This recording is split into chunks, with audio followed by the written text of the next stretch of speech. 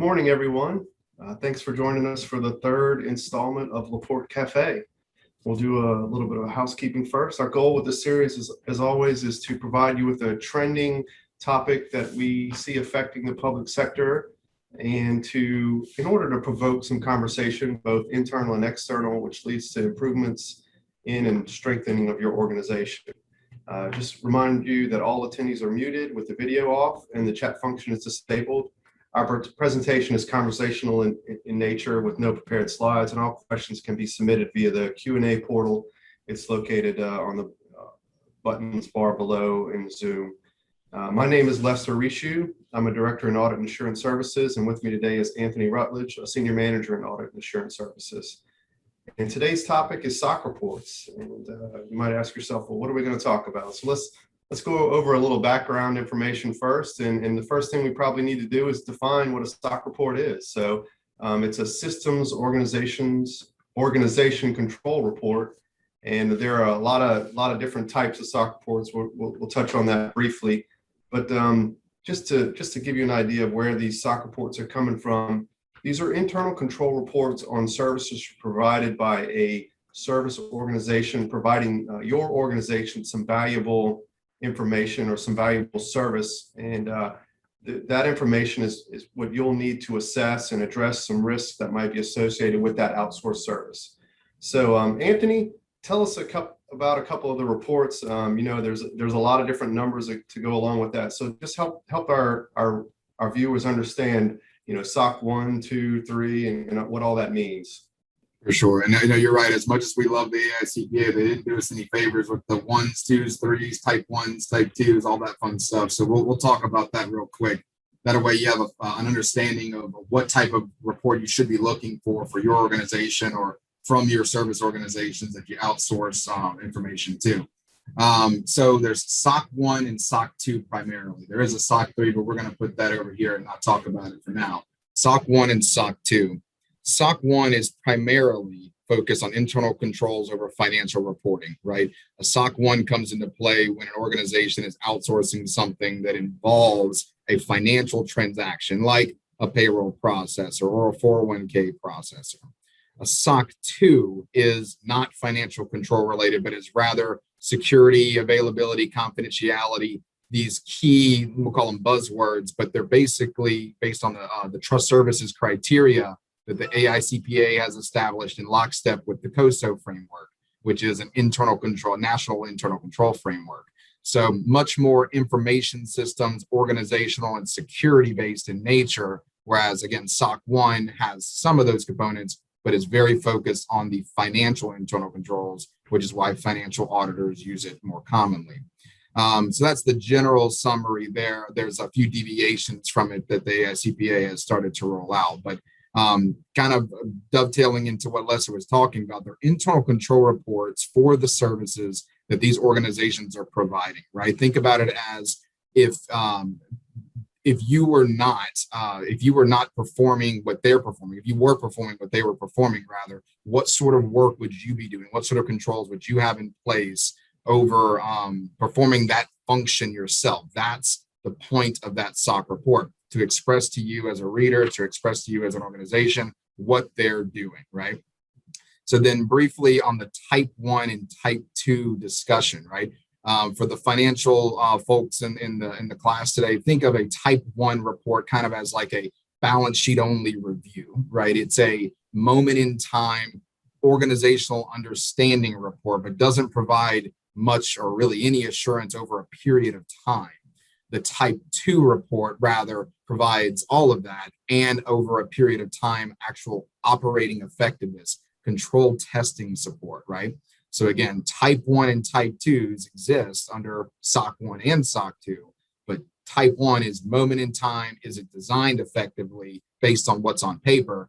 And type 2 is it designed effectively and is it operating effectively? The type 2 style is what most of your organizations would be receiving, because that's what a financial auditor or another third party would need to support that the controls were operating as designed. So does that give you a good summary there, Lester? Yeah, perfect. So we've talked a lot about the types and the SOC reports. So I guess what we're trying to get to the heart of the matter is what sort of services is your organization obtaining that would have a SOC report generated. So let's just give you some examples. If you outsource your payroll, if you're hiring a third party service to provide payroll support for you, that entity is probably getting, well, not probably, there's a pretty good chance it's getting a SOC report performed. And another example would be if you have someone host some software for you, some data storage, some cloud storage, that provider is getting a SOC report. And these SOC reports are going to go over some information that's very vital to your organization, things that you need to be aware of and understand that's happening is in that report. And what we're trying to suggest to you today is it's a good idea to look at this report. It's a good idea to go through this, and we're going to go over some things you need to look for in these reports that's important for your organization to implement, to be aware of, and to know, because you can make decisions based on these reports. Let's say you hire a payroll provider or you're looking to hire a payroll provider, and maybe one has a very clean SOC report and the other one's not so clean. Which one would you consider using if that one's got the one entity has some gaps in it? So now that you have an idea of the services that's being provided in generating these SOC reports, let's basically just go over some things you should look for in these reports. So Anthony, let's tee it up. What should people be considering when they review these reports? Yeah, thank you. We'll talk about maybe some of the key areas inside of a SOC report that you could focus your attention on as a user entity more so than anything else. And as part of your due diligence, just like Lester said, if you're pursuing outsourcing a service, right, it is completely acceptable, known, and best practice to ask them if they receive any version of a SOC report for the services they're providing, right?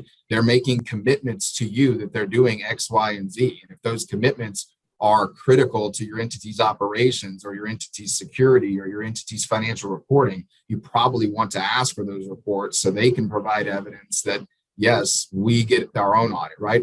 Much like organizations of this call get a financial statement audit to provide evidence to someone else that your financials are in the condition that you say they are. Those organizations get service organization control reports or system organization control reports to prove that they are providing the services the way that they say they are. So in that thought, inside of a SOC report, there are really two main things to consider, right? There is something that they are promising they are doing, the service organization is doing, and then there are things that they say you have to do for their systems to work, right? So those are the two main pieces. Let's talk about the latter part first, what they say you have to do, because I think that's a good takeaway from the Cafe series today. When you outsource payroll or when you outsource hosting or outsource some part of your system, right? When that decision is made, it's probably just, hey, we can't do this. We don't have the infrastructure or the personnel to do this. Let's pay someone else to do it, right? But when you do that, you've outsourced a function of your internal control, your organization's internal control. And as part of doing so, inside of these SOC reports that these organizations put together, they put a section that's required that basically lists all the things that you still have to do, right? It's not just wash your hands of it, things you still have to do to make sure that your control environment and their control environments work in lockstep. This is the complementary user entity controls section of every SOC report. Everyone has one. So as an example, for payroll processing, right? If you outsource your payroll processing to a Paychex and NetChecks or some other organization, if you do that, you still have to put certain measures in place to protect your usernames, right? Protect your passwords, things that you do to get access to their software solutions that process payroll. You still have to log and identify personnel that are approved to access payroll data so that Johnny, Joe, and Sue can't all call up and process payroll with these providers. And all of these control requirements are listed there for you. So great takeaway, get a SOC report for your organization, even if you get it because your financial auditors request it every year. Read that piece because your financial auditors are probably looking at that to see if you're doing it so they can understand and report on your control environment. And don't forget that it's required in the governmental auditing standards frankly set up to actually do internal control testing over things like this. So then you got the other side, which is what they are doing for you, right? What the service organization is doing.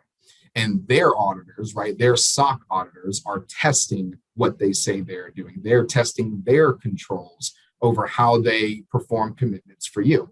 So each one of those controls is listed in the report and it's broken out by objective, right? Backups might be an objective if you're outsourcing your backup functionality, or availability and uptime might be an objective if your organization requires constant uptime and you've outsourced that to a hosting company, constant digital uptime. So review those, review the opinion, of course, because it'll give you an overall understanding, but review the actual controls and see what they say they're doing. And if what they say they're doing agrees with the commitments they made to you. It's not uncommon for an organization to think that it's encompassing everything that its readers need in a SOC report. But if you read one, you might identify that maybe they're missing a control that's really relevant to your organization. And you can reach out to them and say, hey, we want you to cover this to make sure that you're performing this commitment as you said you were. So I think the next kind of takeaway from understanding that and understanding your obligations and understanding your obligations to the user entity controls and understanding how to see if the controls that the service organization is performing or operating effectively is your documentation requirements, right? And Lester, if you want to talk about that from an audit perspective and from an organizational perspective, I think that's huge. Yeah, definitely. And one of the things we need to consider as we're discussing this is how have you documented that you're actually complying with these end user controls? Probably folks who've undergone an audit recently are aware that your auditor will probably ask you, have you done these elements in this SOC report and addressing these controls? But have you documented this? One of the examples Anthony and I discussed earlier was, if you have someone who's been terminated, maybe they had some control to some software, maybe it was the IT manager, and they had access to the software. Do you have documented every individual who has access to the software, who has admin rights?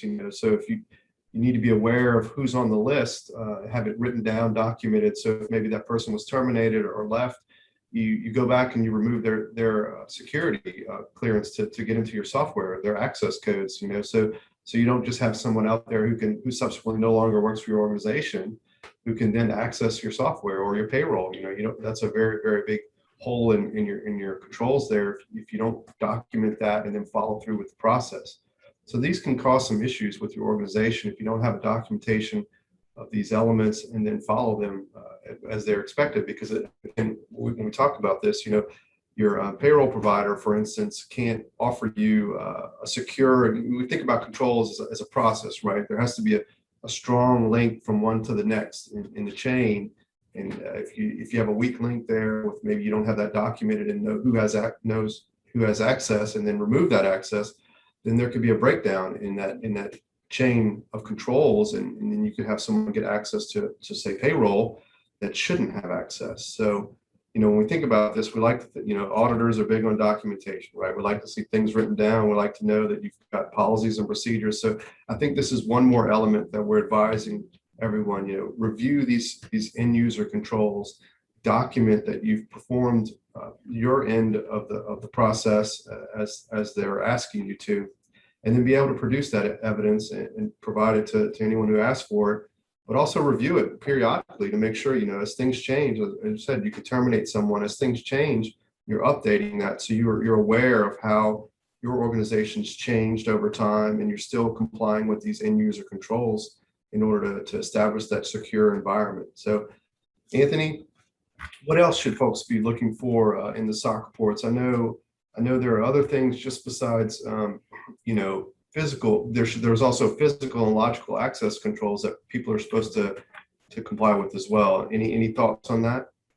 Yeah, no, and you made a great point with payroll access and personnel access there, right? Because one thing to kind of think about is normally when you're outsourcing something, whether it's through a SOC 1 or a SOC 2 type service, technology or a financial service, it's usually not part of your own infrastructure, right? It's usually part of a third party's infrastructure. There's a software solution you log into or a cloud-based thing that you access, right? So just like you govern your own systems internally, right, through HR, through IT, if someone comes and goes, much like Lester said, one of those complementary user entity controls we kind of talked about earlier, usually in every SOC report, is you have to tell us if someone changes in your organization, and you have to take them out of the system. Otherwise, your third-party service provider has no clue to remove them.